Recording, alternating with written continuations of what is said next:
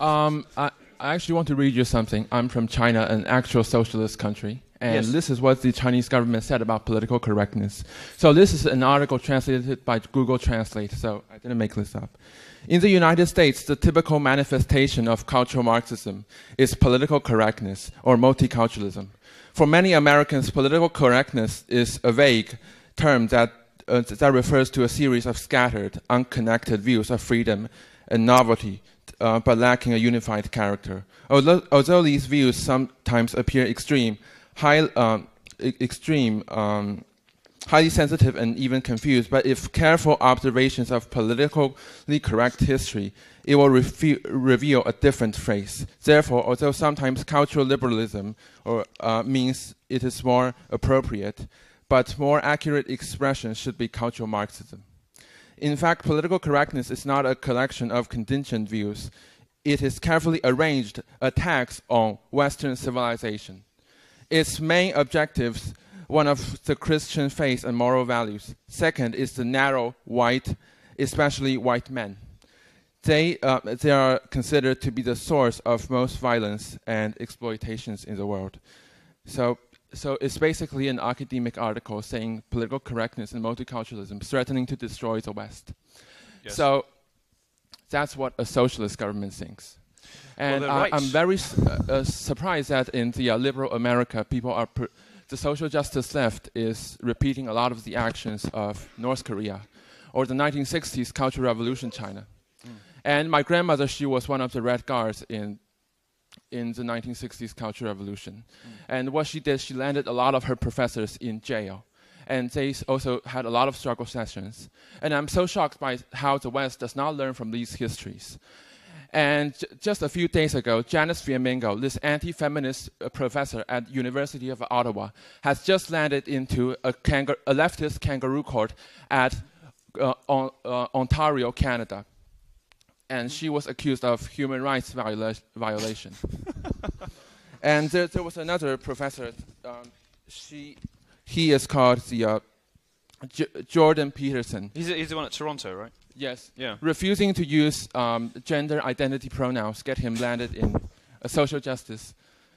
I'm so shocked that people do not learn from these histories from the West. Well, thank you very much for sharing. I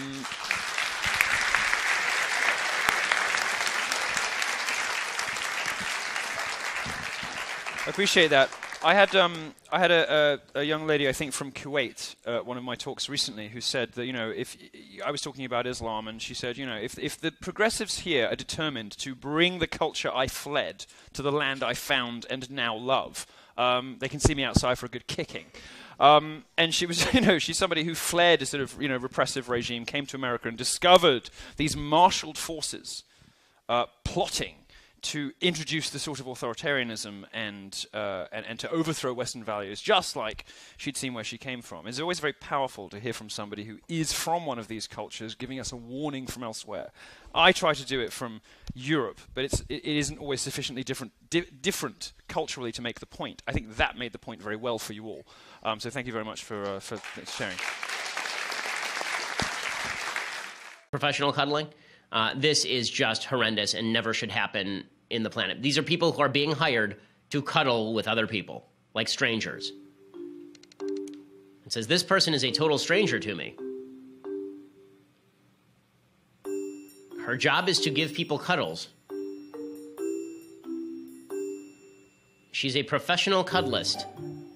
During a cuddlist session, it's a safe space. It's a space where they get to explore touch. More likely than not, they're not getting the level of touch that they need in their everyday life.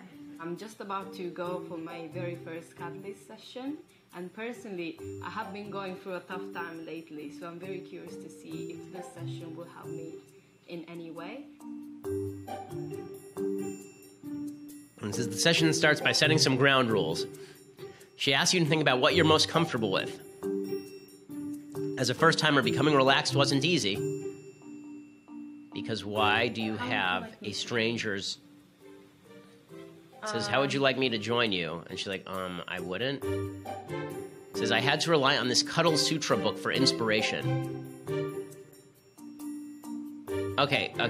No. It says, yes, it's pretty awkward. You want to interlock cams? Yeah. Okay, and then this goes on. It gets better with time, though. Why would you... Why? Like, sorry. What? Yeah? Okay, so we're living in a society where we're worried about sexual harassment and sexual abuse.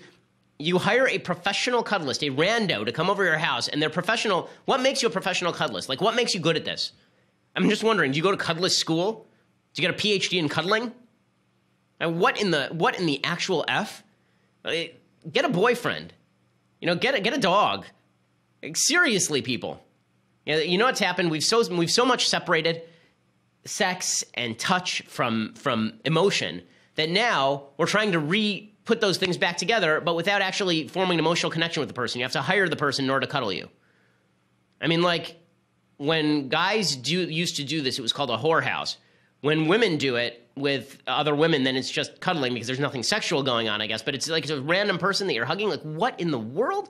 I think we're going to need to toughen up, gang. I think we're going to need to toughen up. I'm not sure Western civilization can survive the onslaught of reality if you're hiring people to...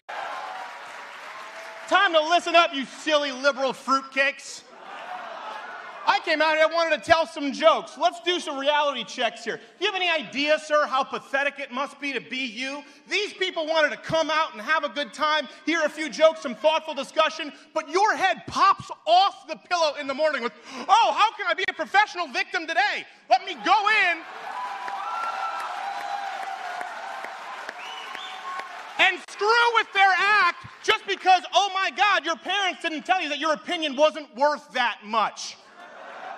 Look, they're confused. You know why? Because I'm not your gender studies professor who has to cater to your trigger warning, microaggression, safe space bullshit. I didn't want to do this. I wanted to come out and tell a few jokes. You created this monster. We have to go. 10 more minutes of this. Let this reverberate. Let it be a life lesson. This monster right here that you're so afraid of, the face you see in your nightmares, was created by social justice warrior assholes like you. And now you have this wonderful faggot. That's what happens. We okay? We good? Yeah, we can. Yeah. Darling, you can call me what you like. Oh, okay, there we go. Crying out loud, listen. Nobody here wants to hear your opinion that much. And here's what's so crazy. You couldn't wait 5 minutes. Unlike leftists, we have an open panel and a Q&A session because we want an open idea. Oh, I'm a racist. There you go. That's a new one. Where'd you learn that one in Social Human Studies 101? Right next to the giant, I don't know, wild boar I couldn't see who said there's no such thing as fat chicks. Guess what? If you think there aren't, you are one, okay? Did he just make a fat joke? Yeah, I did. And no, it's okay, because I got some here, so screw you. I have a faggot pass and a fat pass today. We wanted to come out here and tell a few jokes. We wanted to have a thoughtful discussion. We want an open conversation of ideas. You guys can't be grown adults enough to literally wait 10 minutes to the point where we open the floor. And unlike leftists, guess what?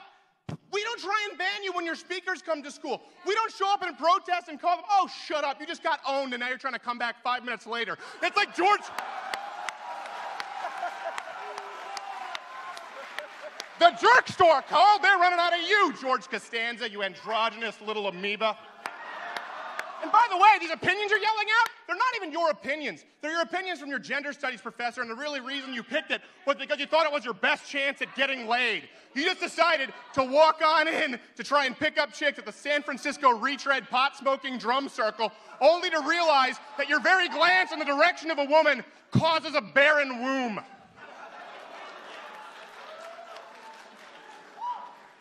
Oh, you think this is going to get better? No. Is he going to check his privilege? That's not going to happen.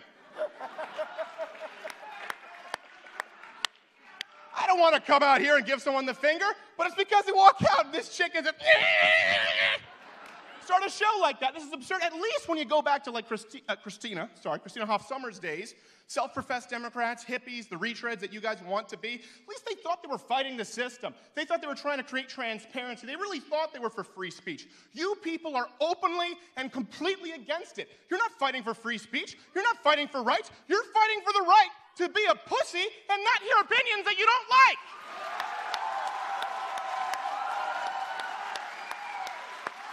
All right, I'm done. Oh.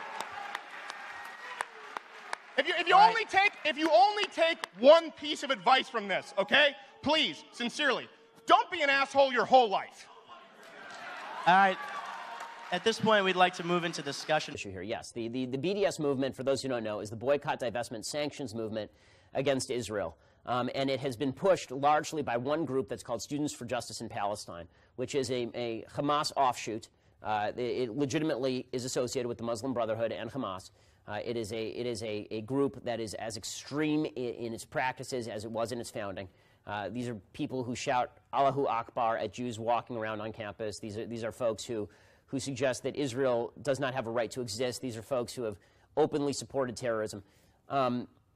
Those folks are extreme and radical and don't deserve a part in the debate because they can say what they want. It's a free country, but they are